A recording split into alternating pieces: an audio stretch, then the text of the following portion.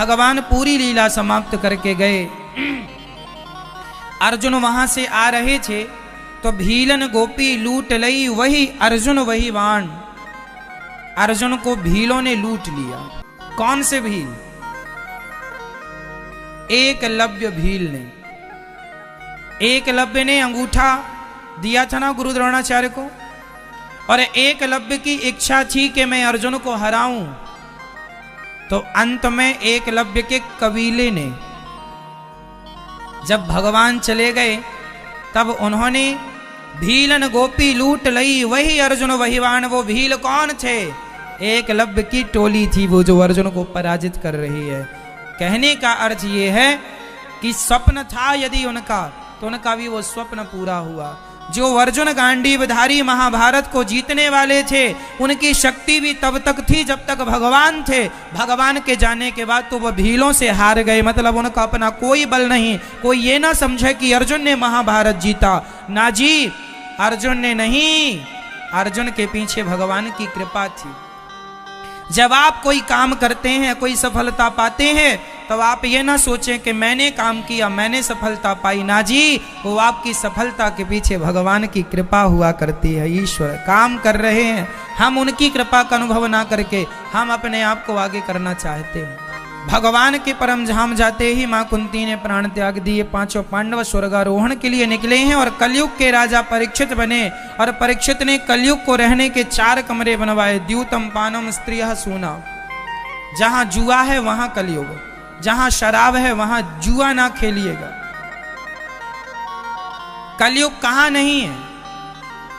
आज यदि वो बैल खड़े थे, गाय और बछड़े परेशान थे, परीक्षित ने देखा एक काला सा आदमी मार रहा है, काला व्यक्ति मार रहा है। वो बछड़ा कौन था? धर्म ही। धर्म के 4 चरण होते हैं, सत्य, दया, दान और तप, जिसमें कि कलयुग में 3 पांव टूट चुके हैं धर्म के।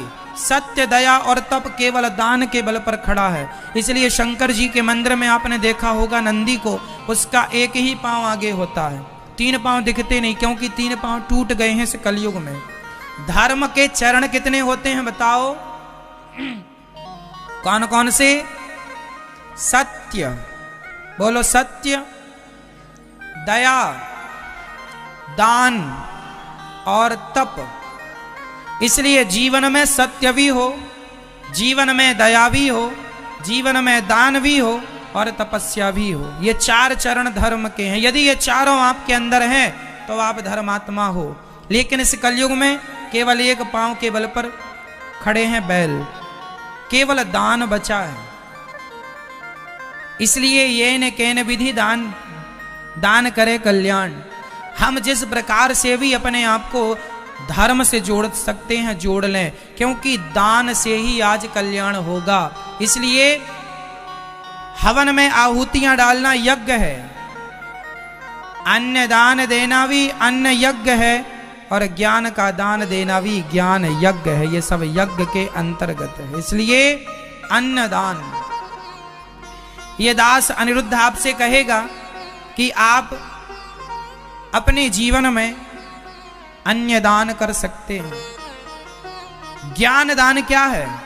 आप लोग भागवत जी सुन रहे हैं, भागवत जी करा रहे हैं, ये ज्ञान दान है। इसलिए भागवत जी की पोथी जब आप कराते हैं तो साप्ताहिक ज्ञान यज्ञ होता है, ये 7 दिन का। और इस यज्ञ से आपके पितर तर जाते हैं, पूर्वजों को तृप्ति मिल जाती है। यह यज्ञ है। श्रीमद् भागवत सप्ताह ज्ञान यज्ञ, ये भी यज्ञ है। दशरथ जी को पिंडदान माता सीता ने दिया था, आपको पता है? मतलब ससुर को बहू भी पिंडदान कर सकती है। गया, सिर्फ गया जी। राम जी उस समय किसी कार्य से बाहर चले गए, तब माता सीता के हाथ से पिंड लेकर के दशरथ जी गए थे गया जी में। ये चर्चाएं पुराणों की हैं, लिखी हुई हैं। फिर राम जी ने कहा कि चलो पिताजी का श्राद्ध करते हैं, पिंडदान करते हैं। सीता जी ने कहा वो तो हो गया, पिताजी आए थे, हमने बालू का पिंड बना के दे दिया। राम जी बोले आप असत्य कह रही हैं। तो वहां गाय चर रही थी, तो सीता जी ने गाय से कहा क्यों, आपने तो देखा है, पिताजी आए थे हमारे ससुर जी, आपने तो देखा है। तो गाय को लगा कहीं हम बोल देंगे तो कहीं राम जी हमसे बिगड़ ना जाएं, गुस्सा ना हो जाएं। तो गैया ने, गौ माता ने झूठ कह दिया कि मैंने तो देखा नहीं, मैं तो चल रही थी। तो माता सीता ने श्राप दे दिया गौ माता को, जाओ जिस मुंह से तुमने झूठ कहा है उसी मुख से आज से तुम मल भक्षण करोगी, मलमूत्र खाओगी। इसलिए गाय आज भी मलमूत्र खा लेती हैं, गंदगी खा लेती हैं, क्योंकि श्राप है। तो क्योंकि असत्य कहा। वहां पर नदी थी, जिस नदी पे हम लोग श्राद्ध करते हैं, उस नदी से कहा आप तो प्रत्यक्ष हो, आप तो गवाही दो कि हमने पिंडदान दिया, आप तो यहीं हो, आप तो नदी हो। नदी ने भी कह दिया कि हम नहीं देखे। वो भी सोची राम जी कहीं नाराज ना हो जाएं, तो उन्होंने भी इनकार कर दिया कि हमने नहीं देखा। सीता जी ने उनको भी श्राप दे दिया कि तुम नदी हो कि श्राप झूठ बोलती हो, जाओ, तुम्हारा मुंह देखने का धर्म नहीं है, तुम विलुप्त हो जाओ, यहां तुम दिखोगे नहीं किसी को। इसलिए गया जी में जो नदी है वो नदी के ऊपर नहीं है, बल्कि नदी के नीचे है। वहां पर जब गया श्राद्ध पिंडदान करते हैं ना, तो गड्ढा खोदते हैं, तब पानी निकलता है, तब उसमें पिंडदान करते हैं। वो नदी बहती नहीं है, बालू के नीचे है ना। तीसरा, कौन गवाही दे? तो हरी हरी दूर्वा, दूर्वा मीन्स घास। उस दूर्वा से पूछा तुम भी तो यहीं हो, तुम बताओ तुमने देखा कि नहीं? दूर्वा ने कहा हाँ जी हमने देखा है कि इन्होंने श्राद्ध पिंडदान किया है, दशरथ जी ने इनसे ग्रहण किया है। तब सीता माँ ने वरदान दिया घास को, जाओ दूर्वा, मैं तुम्हें वरदान देती हूं कि तुम पहाड़ और पर्वतों में भी रहो, तुम्हें पानी बिल्कुल भी ना मिले तो भी तुम सदा हरी भरी रहोगी, ये मेरा आशीर्वाद। इसलिए वो दूर्वा आपने देखी होगी छोटी, जो गणेश जी को चढ़ती है, वो बिना पानी के भी कहीं भी हरी हरी होती है। सारी वनस्पतियां, सारी घास सूख जाएगी पर दूर्वा नहीं सूखेगी। और दूर्वा का एक गुण और है कि दूर्वा सूख जाए और सूखी दूर्वा को भी जरा सी नमी मिल जाए तो फिर हरी हो जाती है। ये वरदान है। तब से कहावत है, तुलसी विरवा खेत की सींचत ही मुरझाए, और राम भरोसे जो रहे पर्वत में हरियाए। अर्थात कई बार बहुत ध्यान रखने पर भी घर की तुलसी सूख जाती है, और वो जो पहाड़ पर तुलसी होती है, घास होती है, उसे कोई पानी नहीं देता, फिर भी वो चकाचक रहती है। अर्थात अर्थ यही निकला कि जो भगवान के भरोसे है वो पहाड़ पर भी क्यों ना हो, जो भगवान के आश्रित है वो सुखी हैं कहीं भी हों। इसलिए भरोसा भगवान का होना चाहिए। मोहे तो भरोसो इन चरणन केरो, अर्थात भगवान के चरण को ही हम सबन को भरोसो होना चाहिए। जो भगवान की भरोसे रहें वह सबन की तो गति भगवान ही करें। इसलिए हम सबन को किनके भरोसो रहना चाहिए? मैं ये बताओ, भगवान के भरोसे। यह पावन कथाएं हैं, अनंत कथाएं हैं। कल हम लोगों ने सुना कि परीक्षित को 7 दिन में मरने का श्राप लगा। परीक्षित ने प्रश्न किया कि गुरुदेव मैं बताइए क्या करूं? पुरुषस्येह यत् कार्यम म्रियमाणस्य सर्वथा, जिसे 7 दिन में मरना हो। अतः पृच्छामि संसिद्धिम योगिनाम परमं गुरु, हे परम योगी, हे मेरे गुरुदेव भगवान, मेरी आयु केवल 7 दिन की बची है, बताइए मैं क्या करूं कि मेरा उद्धार हो जाए। अच्छा, परीक्षित महान है, मेरी नज़र में बहुत महान है परीक्षित। क्यों? वही व्यक्ति महान है जो अपने कल्याण के बारे में सोच रहा हो। थोड़ा अपने लिए भी सोचा करो कि तुम यहां से जाओगे तो क्या लेकर के जाओगे? क्या वो प्रॉपर्टी, क्या वो धन, क्या वो दौलत हमारे संग जाएगी जिसके लिए हम जीवन भर मरते रहे, लड़ते रहे, झगड़ते रहे? हमारे संग हमारा पुण्य जाता है। इसलिए ये भी देख लो अपने साथ कि पुण्य कितना है। धर्मानुगो गच्छति जीव एकः, हमारे द्वारा किया गया पुण्य और पाप ही हमारे संग जाता है। हमारा पुण्य और हमारा पाप हमें ही भोगना है। ना बेटा भोगने आएगा, ना बहू भोगने आएगी, ना पत्नी भोगने आएगी, ना पति और ना जमाना। हमें ही भोगना, इसलिए कुछ पुण्य करते चलो, यही सब काम आता है। आप जीवन में जितना पुण्य कर लेंगे वो आपका असली धन है। परीक्षित के लिए जीवन में 7 दिन शेष थे, अब जिसे 7 दिन में ही मरना हो उससे बताइए क्या करना चाहिए।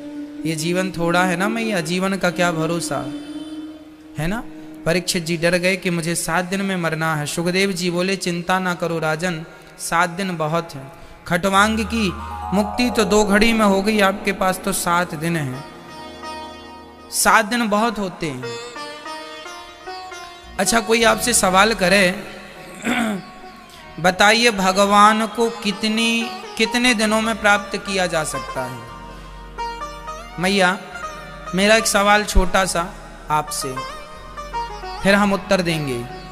बताइए भगवान को कितने समय में, कितने दिनों में, कितने महीनों में, कितने घंटों में और कितने वर्षों में, बताइए भगवान को कितने वक्त में प्राप्त कर लिया जा सकता है। बताइए कितनी देर में भगवान को प्राप्त किया जा सकता है। हाँ कैसे? आप कह रहे हैं 1 सेकेंड में प्राप्त कर लिया जा सकता, अब इसे सिद्ध करके बताइए। जब आप ध्यान करते हैं तो भगवान आपके सामने आ जाते हैं, इस हिसाब से आप कह रहे हैं कि 1 सेकेंड में प्राप्त किया जा सकता है। आप बताओ मैं, आपके हिसाब से कितना समय लगना चाहिए भगवान को प्राप्त करने में? मैया मेरी माँ, कितना समय लगता है भगवान को पाने में? यही प्रश्न जनक जी ने अष्टावक्र जी से किया था। आपका उत्तर बिल्कुल सही है, पर इसके पीछे भी एक बात है। जब वो बात जुड़ जाएगी तो ये पूरा आंसर सही हो जाएगा। जनक जी ने अष्टावक्र जी से पूछा कि हे गुरुदेव ये बताइए कि मुझे कितनी देर में भगवान की प्राप्ति हो जाएगी। तो अष्टावक्र जी ने कहा कि घोड़े की जो पांवदानी होती है ना, घोड़े के ऊपर चढ़ने के लिए एक पांवदानी होती है लोहे की, उसमें पांव रख के फिर घोड़े पर चढ़ा जाता है। तो वहां अष्टावक्र जी ने कहा कि घोड़े की पांवदानी में पांव रखकर, एक पांव रखकर दूसरा पांव उस तरफ ले जाने में जितना समय लगता है, अर्थात पांवदानी में पांव डालने के बाद घोड़े में बैठने में जितना समय लगता है उतने समय में भगवान को प्राप्त कर लिया जा सकता है। तो लगभग वही समय हुआ कि 1 या 2 सेकंड। तो फिर जनक जी ने प्रश्न किया कि यदि इतने समय में भगवान मिल जाते हैं तो सबको भगवान क्यों नहीं मिल गए? सब ही तो चाहते हैं कि हमें 2 सेकंड में भगवान मिल जाए, 5 सेकंड में भगवान मिल जाए, क्यों नहीं मिल गए सबको? जनक जी ने जब ये सवाल किया तो अष्टावक्र जी ने एक बात कही। अष्टावक्र जी कहते हैं कि ये बताओ, यदि सुई हिल रही हो तो क्या हिलती हुई सुई में धागा डाला जा सकता है? धागा डालने के पहले शर्त यही है कि सुई का स्थिर होना जरूरी है। क्या जरूरी है? यदि सुई स्थिर अपनी धुरी पर है तो उसमें धागा डालना आसान है। उसी प्रकार यदि हमारा मन चंचल है, चलायमान है, भाग रहा है, तो कई जन्म लग जाएंगे भगवान को पाने में। और जिस दिन मन शांत हो गया, चित्त बिल्कुल शांत, सभी इच्छाएं समाप्त हो गईं, सभी प्रकार से मन बिल्कुल शांत हो गया। अच्छा मन कैसे शांत होता है? जब इच्छाएं मिट जाती हैं, हमें कोई चाहत ही नहीं है, हमारी कोई इच्छा ही नहीं है। जिसकी ज्यादा इच्छाएं हैं उन्हीं का मन ज्यादा अशांत है, जिनकी इच्छाएं कम हैं उनका मन शांत है, उनका मन भटकता नहीं है, क्योंकि इच्छाएं ही नहीं। तो जिस दिन मन शांत हो जाएगा, इच्छाएं मिट जाएंगी, चाह गई चिंता मिटी, मनवा वे परवाह, जिसको कछु ना चाहिए सो ही शाहंशाह, जब चाहत मिट जाएगी, कोई चाहत नहीं, मन शांत हो जाएगा, उस शांत मन से तुम एक बार भगवान का स्मरण कर लोगे, तुम्हारी आंखों के सामने एक सेकंड में ही भगवान प्रकट हो जाएंगे और तुम्हें दर्शन देकर तुम्हें कृतार्थ कर देंगे। पर तब वो एक सेकंड में तब मिलेंगे जब महीनों और सालों की तपस्या से तुम अपने मन को शांत कर लोगे। ये जंगल में जो संत लोग जाते हैं, ये भगवान को पाने नहीं जाते, किसे पाने जाते हैं? ये मन को शांत करने जाते हैं, मन को एकाग्र करने जाते हैं, मन स्थिर करने जाते हैं। मन शांत हो गया, मन एकाग्र हो गया तो भगवान के मिलने में देर थोड़ी लगती है। भगवान का मिलना कठिन नहीं है, मन का एकाग्र होना कठिन है, मन का शांत होना कठिन है, मन की उथल पुथल मिटना कठिन है। मन जहां जहां फंसा है वहां वहां से हटाना ये कठिन है। ये साधु संत जंगलों में गुफाओं में जो घुसे बैठे हैं, ये भगवान के लिए नहीं, मन को शांत कर रहे हैं साधना से। और साधना से जब मन शांत हो जाता है, एकाग्र हो जाता है, तो उस शांत चित्त में परमात्मा अपने आप प्रकट हो जाते हैं। उन्हें कुछ करने की जरूरत नहीं है, ईश्वर का साक्षात्कार हो जाता है। एक बात बताओ कि पानी में हलचल हो तो क्या उस हलचल वाले पानी में क्या हमारा और आपका कोई चित्र नजर आएगा? अरे हमारा प्रतिबिंब तब ही दिखता है जब पानी बिल्कुल स्थिर हो, शांत हो। बस जिस दिन हमारा मन बिल्कुल शांत हो गया तो उस शांत चित्त में, शांत मन में अपने आप परमात्मा का प्रतिबिंब दिखने लग जाएगा। तब तक ही नहीं दिख रहा है जब तक वो अशांत है, लहरें हिचकोले खा रहा है ना। ठहरे हुए पानी में कंकड़ ना मारो, है ना। ठहरे हुए पानी में कंकड़ मारोगे तो पानी में लहरें उठने लग जाएंगी। ये जो तुम्हारी कामनाओं की कंकड़ हैं, कामनाओं के, ये मिल जाता, ये मिल जाता, ये पा लेते, ये पा लेते, ये और मिल जाता। बस ये जो तुम्हारी चाहत है यही तो तुम्हारे मन को परेशान करती है। हमें ये मिल जाता तो उसके लिए हम मेहनत करते हैं, झूठ कपट ना जाने क्या क्या करना पड़ता है। अब हमें किसी ने कहा कि 1 लाख रुपए कमा के दो, 1 लाख रुपए कमाना है, तो अभी तो 1 लाख रुपए नहीं कमाना था, शांति से बैठे भगवान का चिंतन कर रहे थे। अब 1 लाख रुपए कमाने की बात आई तो उस 1 लाख रुपए के लिए हमें बहुत सारी मेहनत करनी पड़ेगी। हो सकता है कि झूठ कपट भी करना पड़ जाए, तो वो पैसे के लिए ही तो सारे पाप करने पड़ रहे हैं। तुम्हारी एक चाहत है इसलिए तो पाप भी होते हैं। अच्छा ये बताओ, तुम्हारे अंदर कोई इच्छा ना हो, कोई चाहत ना हो, तो क्या तुम कभी झूठ बोलोगे? तुम झूठ क्यों बोलते हो? इसलिए तो बोलते हो कि तुम्हें चाहत है कि पैसे मिल जाएं, धनवान हो जाओ, ये मिल जाए वो मिल। इसलिए व्यक्ति झूठ भी, कपट भी, छल भी, मतलब जितना पाप के बाप का नाम क्या है बताइए? पाप के पिताजी कौन है? कौन? पाप का बाप है लोभ।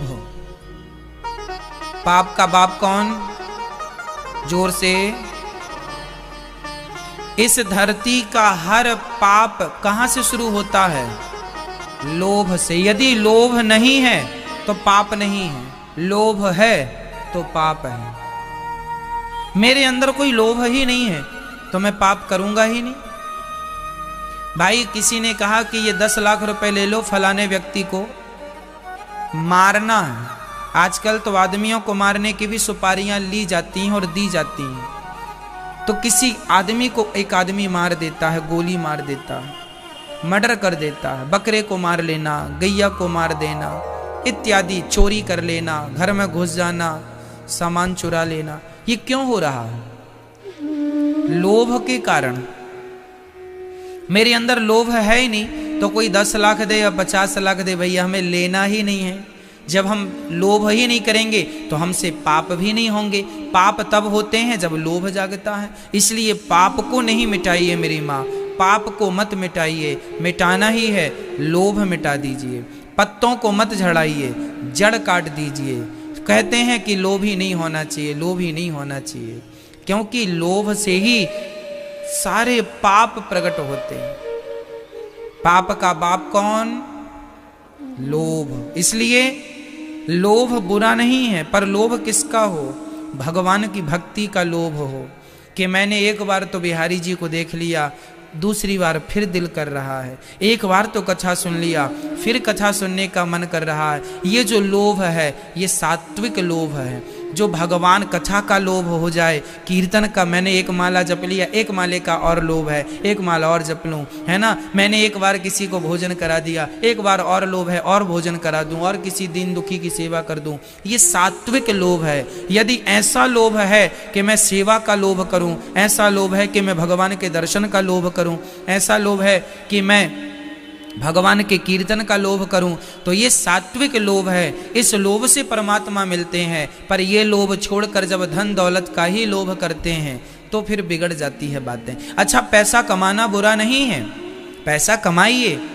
पैसा कमाना तो तब कमाएंगे ना जब जरा सा लोभ होगा, पर वो लोभ भी सात्विक हो कि मैं जो भी कमाऊंगा उस पैसे को, धन को अपने परिवार की सेवा के साथ साथ उसे परोपकार से जोड़ूंगा, तो वो लोभ भी बुरा नहीं है। आपका कमाया हुआ पैसा, पूंजी भी बुरी नहीं है। पर जब सारा कमा कमा के केवल परिवार का भरण पोषण करते हैं, ना कभी पुण्य करते हैं, ना कभी दान करते हैं, ना कभी सेवा करते हैं, तो फिर वो लोभ तुम्हारा नरकगामी हो जाता है। वही लोभ तुम्हें नरक ले जाता है। और यदि वह लोभ भगवान से जुड़ गया तो वही लोभ तुम्हारे परोपकार का अर्थात परलोक को सुधारने वाला हो जाता है। तो देखो, सुखदेव भगवान राजा परीक्षित से कह रहे हैं कि चिंता न करो राजन, 7 दिन बाकी बहुत है। कितनी देर में भगवान को प्राप्त किया जा सकता है, बात यहाँ से स्टार्ट हुई थी। तो 1 सेकेंड में भगवान को पाया जा सकता है, लेकिन उस 1 सेकेंड के इंतजार के लिए आपको वर्षों और महीनों आपको मन को शांत एकाग्र करने के लिए प्रयास करना पड़ेगा। ठीक है, इसलिए मन के हारे हार है, मन के जीते जीत, मन ही मिलावत राम से और मन ही करत फजीत। रे मन तू सत्संग कर, छोड़ जगत की रीत, सारी प्रपंच पंचायत इस मन की है। एक बात बताएं, इंसान बुरा नहीं होता मेरी माँ, ना स्त्री बुरी होती है, ना पुरुष बुरा होता, ना मैं बुरा हूं, ना आप बुरे हैं। बुरा कौन होता है? मन बुरा हो जाता है। मन बुरा हुआ तो विचार बुरे हो गए, बुद्धि बुरी हो गई, और मन बुरा हुआ, विचार बुरे हुए, बुद्धि बुरी हुई, तो फिर वही बुरा काम शरीर से करने लग जाता है, तो आचरण बुरा हो गया। आचरण बुरा हुआ तो जमाना कहता है व्यक्ति बुरा है। कहां से शुरुआत होती है ये बताइए? एक इंसान के बिगड़ने की शुरुआत कहां से होती है? जब हम किसी चीज का ध्यान करते हैं, माना कि ये शराब की बोतल है, हम शराब नहीं पीते पर हमने शराब देख ली, ध्यायतो विषयान पुंसा, हमारा मन यदि शराब में चला गया तो क्या होगा? मन बार बार शराब में जा रहा है, जा रहा है, जा रहा। ध्यायतो विषयान, ध्याय, बार बार उसका ध्यान आ रहा है विषयों का। बार बार जब हम ध्यान करते हैं, शराब का बार बार ध्यान करते हैं, तो क्या होता है? फिर हमारे अंदर पीने का भाव भी जागने लग जाता है। और जब आप शराब पीने का भाव जगाते हैं, जब भाव बुद्धि में ये बात आई कि पीना ही है, तो मन हुआ, मन ने जाकर बुद्धि को इशारा, मन जो है ना ये बुद्धि को भड़काता है। ए बुद्धि, चल चल तू अच्छी कामों में कहाँ लगी, चल बुरे काम। ये मन हमेशा हमें बुरे कामों में ले जाता है। मन जाकर के बुद्धि को कहता है ना, चलो चलो वहां, और बुद्धि वहां चली गई तो बुद्धि है विचार, हमारे विचार हो गए शराब पीने के, तो क्या होगा? फिर हमारा पांव भी बढ़ जाएगा शराब की तरफ, और जब शराब की तरफ पांव बढ़ेगा तो हम जाकर के शराब खरीद के शराब पी लेंगे, और शराब पिएंगे, वहीं से हमारी बुद्धि भ्रष्ट हो जाती है, वहीं से हमारा पतन, हमारा सर्वनाश स्टार्ट हो जाता है। ध्यायतो विषयान पुंसा संगस्तेषुपजायते, संगात संजायते कामः, कामात् क्रोधो भी जायते।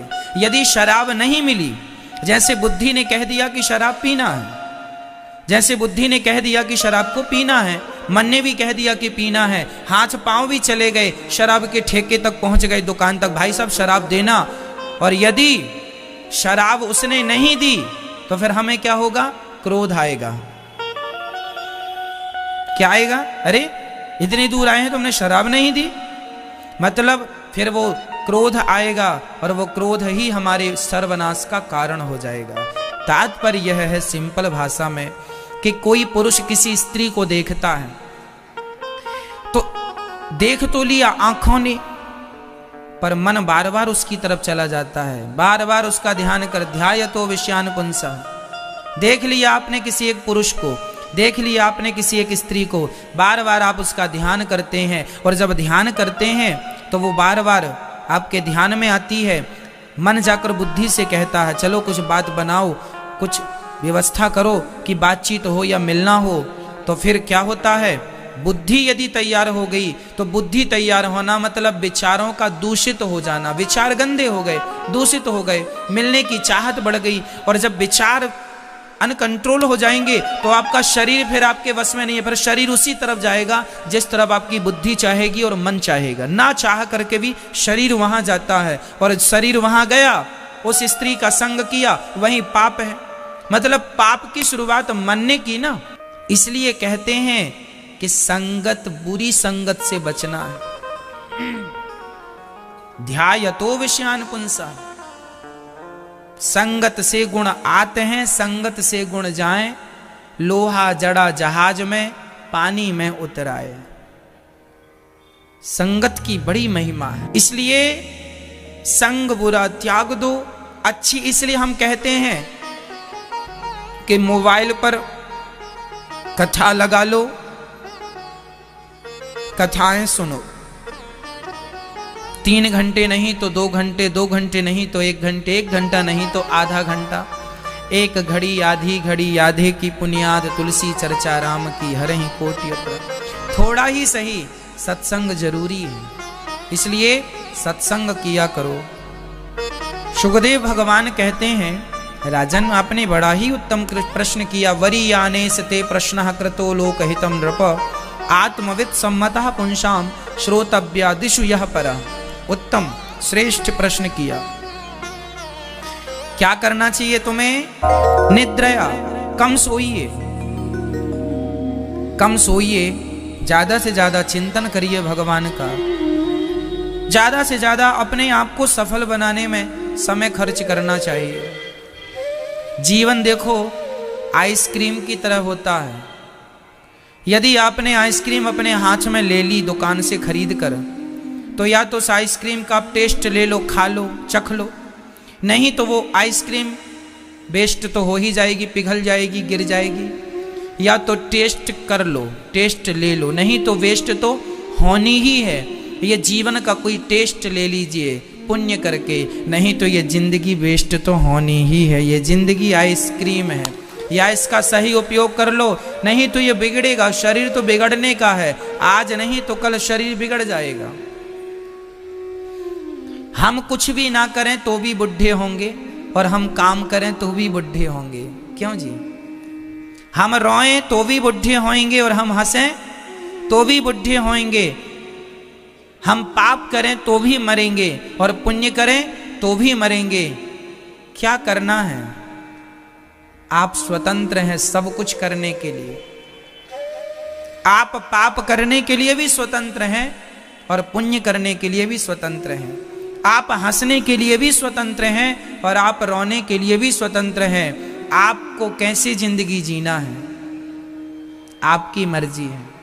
हंसते मुस्कुराते जीना है कि रोते हुए जीना है? ईश्वर का धन्यवाद करते हुए जीवन जीना है, या शिकायतों के साथ जीवन जीना है? आप सबके लिए स्वतंत्र हैं। इसलिए मेरी माँ, जीवन जीने के तरीके सीख लो। कैसे जीना है? अरे जी तो सब ही रहे हैं, कट तो सबकी रही है, पर कोई हंस के काट रहा है, कोई रो के काट रहा। आपको कैसे काटना है? हंसता कौन है? हमने जग की अजब तस्वीर देखी, एक हंसता है 10 रोते हैं। तो आप अपना नाम हंसने वालों में लिखवाओगे या रोने वालों में? अब यहां यह सवाल है कि रोता कौन है और हंसता कौन है? जो अविवेकी है, अविवेकी मीन्स मूर्ख है, अज्ञानी है, वो तो रोता है, वो तो जरा जरा सी बात में रोता है। पर जो ज्ञानी जन है, समझदार हैं, ईश्वर से आध्यात्म से जुड़े हैं, वो रोते नहीं हैं। प्रश्नोत्तरी में एक दिन एक भाई आए और उन्होंने कहा कि महाराज जी मैं खूब भगवान का भजन करता हूँ, खूब भगवान की भक्ति करता हूँ, भगवान से बहुत प्यार करता हूँ। मेरा एक दिन एक्सीडेंट हुआ और मेरा पाँव टूट गया, ऐसा उन्होंने भाई साहब ने बताया। आप बीती बताइए। और उन्होंने कहा कि मेरा पाँव टूट गया तो मुझे दुख नहीं हुआ, मुझे प्रसन्नता हुई। मैंने कहा भाई क्यों? उन्होंने कहा कि मैं भगवान का भजन करता था इसलिए पांव ही टूटा, मेरी तो मौत आने वाली थी पर परमात्मा ने उस मृत्यु को जरा से संकट में टाल दिया। ये ईश्वर की बड़ी कृपा है। तो देखो, खुश रहने वाला तो तब भी खुश है जब पांव टूट गया, और रोने वाला तो तब भी रोता है जब जरा सा कांटा चुभ जाता है। तो आपको रोने के बहाने ढूंढने हैं या हंसने के? दुखी होने के बहाने चाहिए या खुश होने के? बोलो मेरी माँ। जो अज्ञानी है, जो मूर्ख हैं, वो बात बात पर रोते हैं, और जो ज्ञानी हैं, विवेकी हैं, ये जानते हैं कि संसार ईश्वर के द्वारा चल रहा है, वो हर हाल में प्रसन्न, पॉजिटिव हैं, खुश हैं। वो जान रहे हैं कि मेरे हाथ में तो कुछ है ही नहीं, वो प्रसन्न है, हर हाल में प्रसन्न है। क्या मौत हमारी नहीं आएगी कि मौत आपकी नहीं आएगी? दुख आपको नहीं आएगा कि हमें नहीं आएगा? हर हाल के लिए तैयार रहने वाला समझदार होता है। ईश्वर के विधान में अपने विधान को मिलाने वाला समझदार है, ईश्वर की मर्जी में अपनी मर्जी मिलाने वाला समझदार है। वो लोग बेवकूफ हैं जो ईश्वर के खिलाफ चलते हैं। अरे भगवान ने तो ऐसा कर दिया, भगवान ने वैसा, ना जी, जैसा होना था वैसा हो रहा है, तुम इसमें मिल जाओ या मत मिलो। उसकी मर्जी में अपनी मर्जी जोड़ दोगे तो फिर प्रसन्नता ज्यादा रहेगी, और खिलाफ जाओगे तो फिर रोते रहो। तुम्हारे रोने से भी तो फिर कोई समाधान नहीं है, रोते रहो। है कोई समाधान? हमारी और तुम्हारे मन की कुछ होती हो तो फिर हम विचार भी नहीं। ये आइसक्रीम तो है ही, टेस्ट कर लो, जीवन का कुछ लाभ ले लो, प्रसन्न रह लो। जो दिया विधाता ने उसमें खूब हंस लो, मुस्कुरा लो, गा लो, झूम लो, विधाता का शुक्रिया अदा, थैंक यू कर दो। नहीं शिकायतें तो फिर खत्म किसी की नहीं होती। क्यों होती हैं किसी की शिकायतें खत्म? लोग रो रहे हैं। एक बूढ़ी मैया, लगभग 90 वर्ष की एक मां, उनके घुटनों में दर्द था, कमर में भी जरा सा दर्द था, पर वो अपना दर्द किसी को नहीं बताती थी और सदा खुश रहा करती थी। तो किसी ने पूछ लिया, अरे मैया, बुढ़ापे में सारी बूढ़ी बूढ़ी माताएं रोती रहती हैं कि यहाँ दर्द है वहाँ दर्द है, और तुम 90 साल की हो गई हो, क्या तुम्हें कहीं दर्द वर्द नहीं होता? उस बूढ़ी अम्मा ने मुस्कुराते हुए कहा, बेटा दर्द तो मुझे भी उतना ही हो रहा है जितना इन बूढ़ी औरतों को हो रहा है, तो फिर तुम खुश क्यों रहती हो? तुम्हें देखकर लगता नहीं कि तुम्हें कहीं दर्द है? उसने कहा, बेटा ये तो बुढ़ापे का दर्द है, हंस हंस के दर्द को सहन करना मैंने सीखा है कि जीवन में जो भी संकट आए उन संकटों में भी प्रसन्न रहो। यदि मैं रोऊंगी भी तो क्या मेरे रोने से दर्द चला जाएगा? जब रोने से दर्द नहीं जाएगा तो क्यों ना हंस करके ही दर्द को सहा जाए। कितनी बढ़िया बात है ना। ये पॉजिटिविटी यही है, यही सकारात्मकता है। जीवन में वो संकट, वो दुख तुम्हें मिलेंगे जो मिलना नियति ने तय किया है। नियतम कुरु कर्मत्वम, जो तय किया है विधाता ने वो तुम्हें मिलेगा। अब उसे तुम हंसकर रखो या रोकर रखो, तुम्हारी ऊपर है। वाले हैं ना मेरी माँ, वही वापस बुला रहे हैं। जिन्होंने भेजा जगत में जाना, है ना मैया? तो कहां जाना है हम सबको वापस? कहां? वहीं जहां से आए हैं, तो मैया आप लोग इतना रोती क्यों हो, मुझे ये बताओ। हमारी माताएं किसी का सुन बसलें कि फलाने नहीं रहे, बस जो चालू हुआ। एक मैया ने तो गजब कर दी, आंसू नहीं आती तो झंडू बाम लगा लगा के जबरदस्ती आंखों में झंडू बाम लगा लगा के थोड़ी तो आंसू गिरे, मतलब विधाता नहीं भी रुला रहे हैं तो भी जबरदस्ती ठूसे जा रहे हैं झंडू बाम आंखों में। मैया क्यों रोती हो इतना, मुझे ये बताओ। किसी के मरने में आप लोग सबसे भयंकर वाला रोती हो, हम लोग तो डर जाते हैं, पुरुष लोग ना बड़ा डरते हैं आप लोगों का रोना देख के। अच्छा ये बताओ, ऐसा वाला रोना आप लोग कहाँ सीखती हो, कहाँ कोचिंग वोचिंग होती इसकी? उस समय ना आप ये देखती हो कि आपकी मर्यादा क्या है। देखो रोना चाहिए पर मर्यादा में रोना चाहिए। कई बार माताएं रोने में ऐसा व्यस्त हो जाती हैं कि उनकी साड़ी कहाँ जा रही है, उनके कपड़े कहाँ जा रहे हैं, उनको कोई ध्यान नहीं है। ये तो अमर्यादित हो गया। क्यों जी, सही है ये? अरे किसी के मरने का दुख होता है, ठीक है, दुख टाइप का दुख मनाओ। आप लोग तो रोने का बाजार लगा लेते हैं रोने की। तुम भी रो लो, तुम भी रो लो, सब मिलके रो। और ना जाने कैसे कैसे गाना गा गा के रोती हम आए, हे भगवान। क्या बताएं हम आपको, वो समय ही सुनने को मिलते हैं गीत गजब प्रकार के, पूरा राग में सुस्वरम। गांव का तो और गजब है, शहरों का तो फिर भी ठीक है रोना धोना, गांव में भयंकर वाला। मैया इतना ना रोया करो। क्या आपको ये पता नहीं था कि जिसके मरने में तुम रोने आई हो, क्या ये पता नहीं था कि एक दिन मर ही जाएंगे? ये बताओ, कोई आप कहते हैं अचानक मर गए। एक बात आपको मैं नोट करा दूं, इस धरती में कोई भी अचानक नहीं मरता। आप कहते हैं महाराज जी अचानक चले गए, ना जी, इस धरती में कोई भी अचानक नहीं मरता। हम आपको बता रहे हैं आज कोई भी अचानक नहीं मरता, सबका जाना तय है। जब कोई मरा करे तो ये ना कहा करो अचानक चले गए, उनकी इतनी ही आयु थी, बस चाहे उसे तुम अचानक मानो या विधि का नियम मानो कि यही इतना इस ईश्वर ने नियतम इतना ही नियत किया था, इतना ही इनको अवधि दे रखी थी, इतना ही समय दे रखा था। किसी भी एंगल से आप उसे समझो, सच्चाई यही है, बस इतना ही था, उसका जीवन पूरा हुआ। अब तुम कैसे भी रो, उसे लौट कर नहीं आना। इसलिए रोने में भी ध्यान रखना है, इतना ना रो कि उचित रोना ठीक है, थोड़ा बहुत रो लिया ठीक है, अनुचित नहीं। हम सभी को एक दिन जाना है, किसी के मरने पर क्या आंसू बहाना है। हम अपना मरण सुधार लें, इसलिए हम धरती पे आए हैं। हर हाल में प्रसन्न रहा करो। इसलिए हमारे यहां मरना भी उत्सव होता है, इसलिए मरे आदमी के आगे आगे बाजे बजते हैं, क्योंकि मृत्यु एक उत्सव है। कबीर जी से कहा कि आप कब मरेंगे?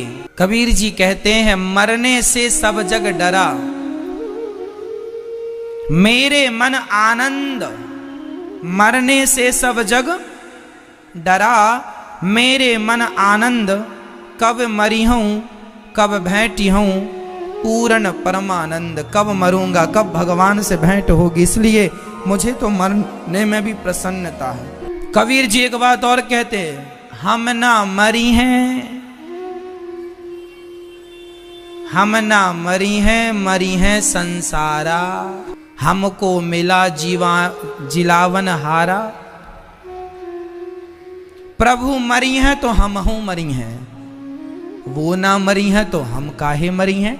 कबीर जी कहते हैं हम ना मरी हैं। आप लोग कहते हैं मर गया, कोई नहीं मरता, जहां से आया है वहां चला गया। यदि वहां से आने के, वहां के जाने के नाम को आप मृत्यु कहते हैं तो फिर ये आपका अज्ञान है, यही अज्ञान है।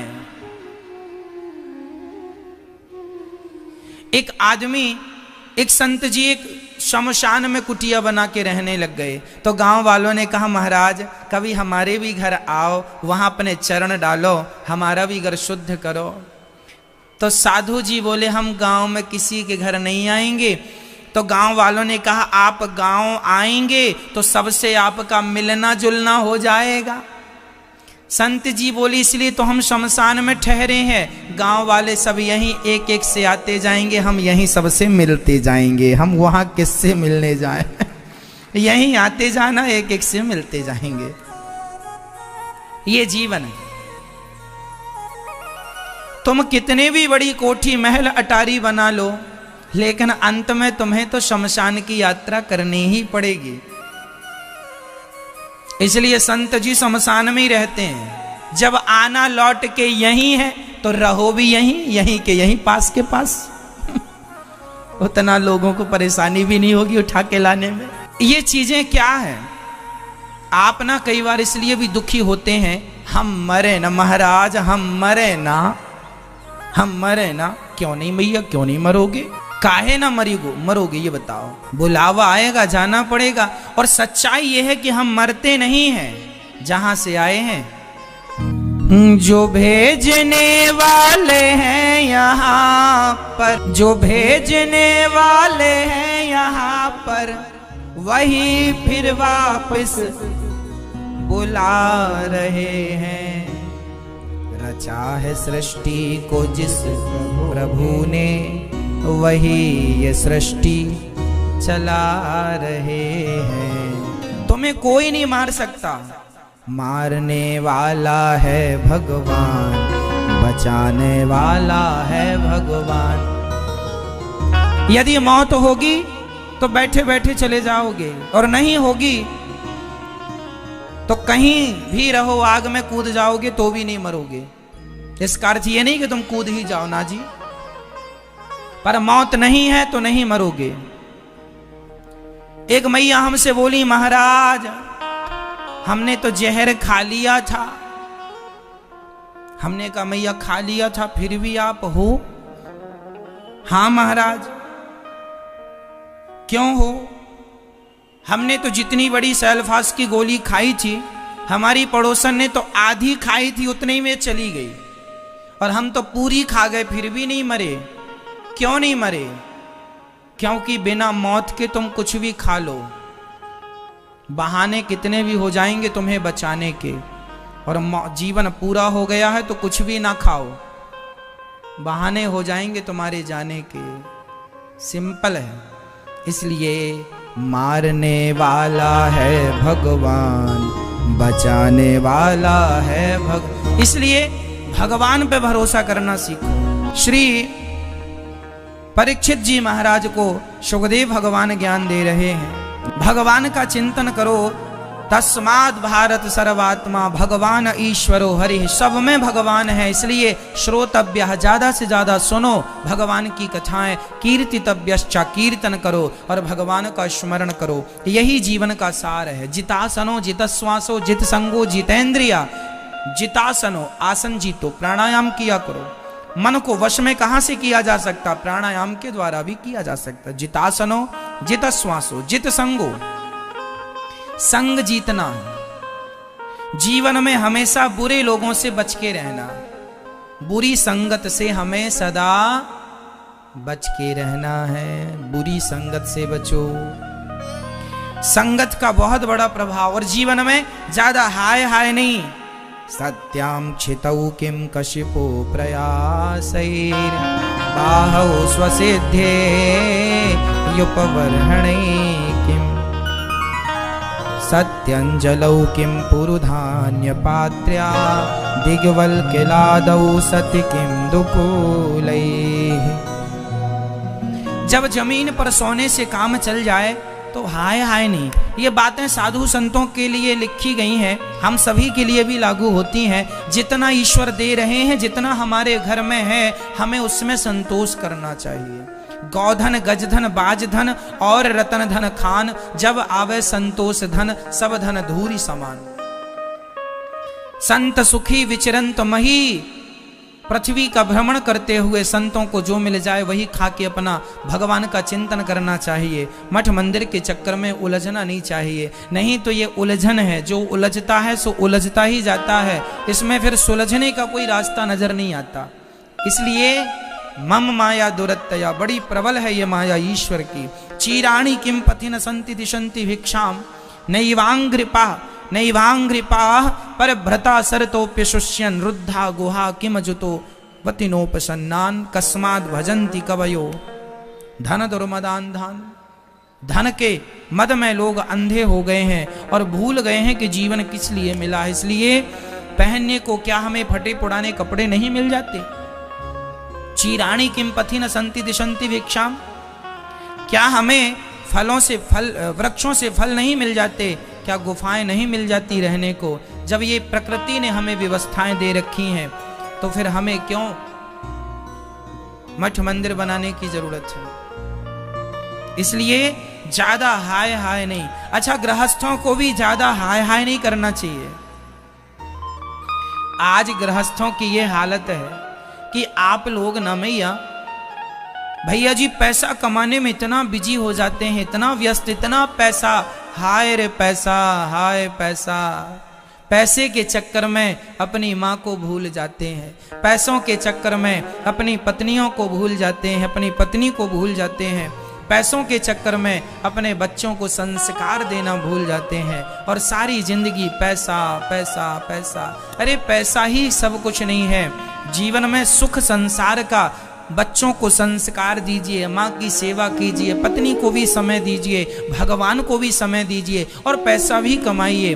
देखो जीवन में हमने 10वीं क्लास जब पढ़ी तो हमारे 10वीं की क्लास में 6 सब्जेक्ट थे, हिंदी, इंग्लिश, गणित, साइंस, सोशल साइंस इत्यादि सब मिला के टोटल 6 सब्जेक्ट थे। आज भी लगभग इतने ही होंगे, कुछ कम ज्यादा हो सकता है। ये 6 सब्जेक्ट में यदि हमने 5 सब्जेक्ट में 100 में से 90 नंबर ले आए या 100 के 100 नंबर ले आए, एक सब्जेक्ट में हमने 0 नंबर लाए, तो क्या हम पास हो जाएंगे? बोलो भाई, हमें 6 सब्जेक्ट में नंबर लाने, हाँ या ना? उसी प्रकार गृहस्थ जीवन में पैसा जरूरी है, पर पैसा ही पैसा। तुमने पैसे इतने कमाए कि तुम्हारे 100 के 100 नंबर आ गए प्रॉपर्टी जोड़ने में, लेकिन तुम्हारा दूसरा सब्जेक्ट ये है कि अपनी माँ की सेवा करके अच्छा पुत्र भी तो बनना है। अच्छे बिजनेसमैन तो हो गए, अच्छे पैसे वाले तो हो गए, क्या आप अच्छे पुत्र हो पाए? अच्छा पुत्र वही जो अपने माँ बाप को अपनी सेवा से प्रसन्न रखे, वो अच्छा पुत्र। गृहस्थ जीवन के भी 6 सब्जेक्ट हैं। पहला सब्जेक्ट, हमें अच्छा बेटा बनना है, और अच्छा बेटा हम कब बनते हैं? जब हम अपने माँ बाप की, जोर से बोलो, ये पहला सब्जेक्ट है। दूसरा, हमें अच्छा पति बनना है। हम अच्छा पति कब बनते हैं? अच्छे पति बताओ, इस धरती के सबसे अच्छे पति का नाम बताओ। मैया कौन है वो? को अपने माँ बाप छोड़े नहीं जाते और पति से रिश्ता जोड़ा नहीं जाता, इसलिए आज के रिश्ते कमजोर हो गए। इसलिए तलाक, डिवोर्स इत्यादि के केसेस ज्यादा हैं, क्योंकि लड़की का अपने माँ बाप के प्रति जो मोह है ना, वो कम ही नहीं होता। तुम्हारा मोह कम ना होने का कारण ही तुम्हारे घर में झगड़ा की वजह है। पति यदि अच्छा पति बन सकता है तो पत्नी का भी धर्म है कि वो अच्छी पत्नी बने, तब ये रिश्ते मधुर होते हैं। ये शिक्षा गृहस्थी की। पत्नी को चाहिए कि वो कभी भी अपने पति का ना अपमान करे और ना तो अपमान सहे, है ना? कई बार लड़कियां अपने माँ बाप के द्वारा अपने पति का अपमान कराती हैं, अपने माँ बाप से ही गाली दिलवाती हैं, पापा जी बोलो आप, और पापा गाली देता। आजकल के पापा भी समझदार नहीं हैं, उन्हें ये नहीं पता कि कन्यादान किया गया है। जिसे दान किया है, दान हमेशा उस व्यक्ति को दिया जाता है जो श्रेष्ठ हो। तो आपने इसलिए दामाद के पांव छूने की परंपरा हमारे भारत में है।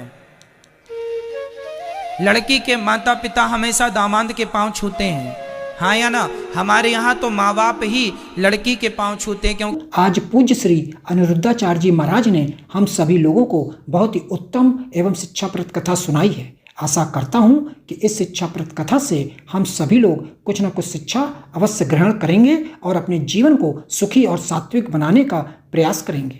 मित्रों, अगर आपको यह शिक्षाप्रद कथा पसंद आई हो तो वीडियो को लाइक करें और अधिक से अधिक लोगों को शेयर भी करें, जिससे और भी लोग महाराज जी की इस शिक्षाप्रद कथा से शिक्षा लेकर अपने जीवन को सुखी बना सकें।